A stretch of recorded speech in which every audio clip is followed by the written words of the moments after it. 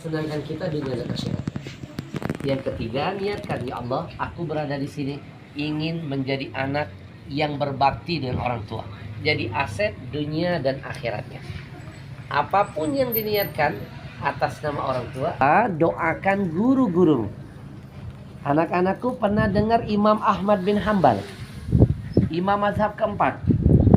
Yang pertama Imam Hanafi, punya murid namanya Imam Maliki, punya murid namanya Imam Asy-Syafi'i, punya murid namanya Hambali.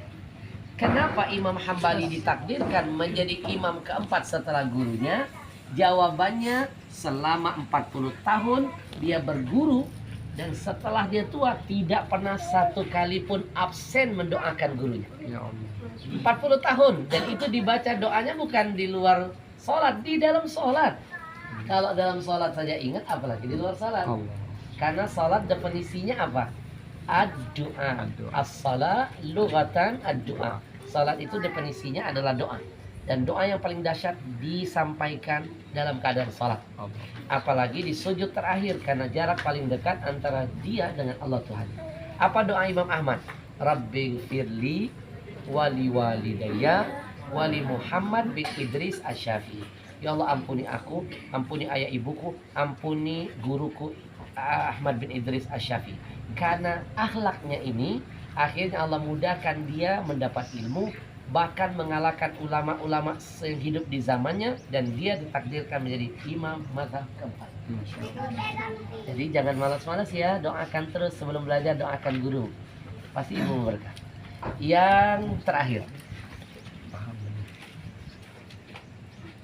jadilah santri yang benar. Jangan sibuk ingin jadi santri pintar. Insya Allah.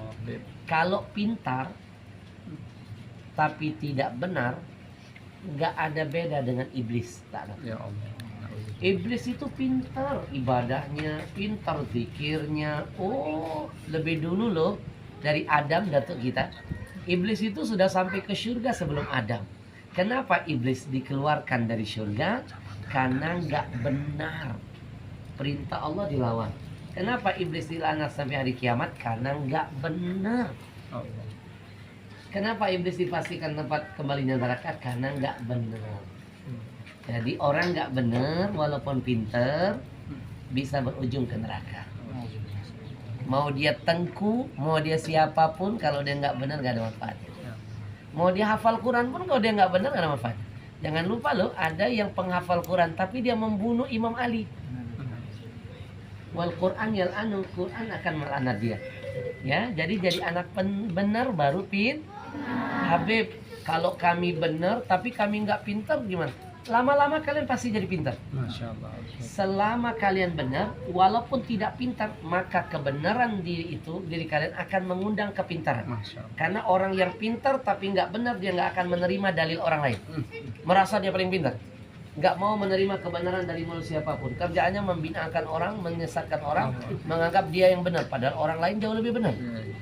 Tapi kalau orang benar sekalipun nggak pintar, lama-lama dia jadi pintar, karena dia akan siap menerima kritikan, nasihat, dalil dari orang lain. Lama-lama dia jadi pintar. Anak-anak tahu nggak? Nabi itu nggak pintar, Nabi benar. Nabi itu nggak pintar, tapi Nabi dicetak menjadi pribadi yang benar. Buktinya apa? Nabi nggak bisa baca, Nabi nggak bisa menulis, ummi.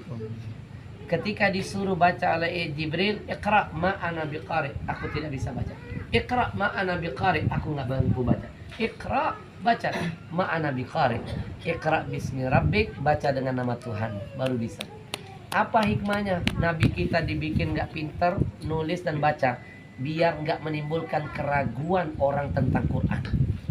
Coba kalau Nabi pintar nulis, wah, jangan-jangan Quran bikinan Muhammad ini. Kan Muhammad bisa nulis, pintar. Betul? Orang kafir bingung, kan Nabi Muhammad gak bisa nulis, gak bisa apa-apa. Quran ini indah sekali. Betul? Jadi dia susah mencari celah Al-Quran. Semua yang ditentukan dan ditakdirkan Allah ada target tujuannya, ada hikmahnya. Jadi jadilah anak benar dan pintar. Jalur pintar hanya satu, allama bil qalam. Semua orang bisa jadi pintar selama dia punya uang, punya guru, punya sekolah. Tapi nggak semua orang bisa jadi benar, karena jalur jadi anak benar hanya satu. Allamal insan malam. Allah kasih ilmu tanpa dia belajar. Namanya ilmu hikmah, ilmu laduni. Ya, dan itu pilihan. Orang pintar belum tentu benar, orang benar insya Allah bisa jadi pintar. Orang punya ilmu belum tentu dapat hikmah, orang yang dapat hikmah udah pasti dapat ilmu. Terakhir sebelum saya tutup, anak-anak kenal Nabi Musa? Nah, di mana kenalannya? Kalau ada yang kenal berarti makhluk berbakala. Nabi Musa hanya punya ilmu. Nabi Khidir Allah kasih hikmah. Nabi Musa nggak lulus jadi murid ahli hikmah. Kenapa? Ilmu sifatnya melihat depan mata, suka protes.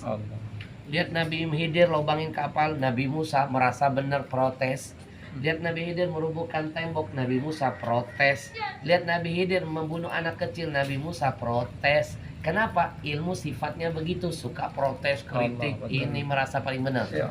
Tapi kalau hikmah nggak pernah protes, dia menerima takdir Allah karena dia tahu bocoran hikmah kejadian nanti setelahnya. Ya Allah. Makanya Luqmanul Hakim namanya diabadikan dalam Quran, bukan di ahli ilmu, ahli hikmah.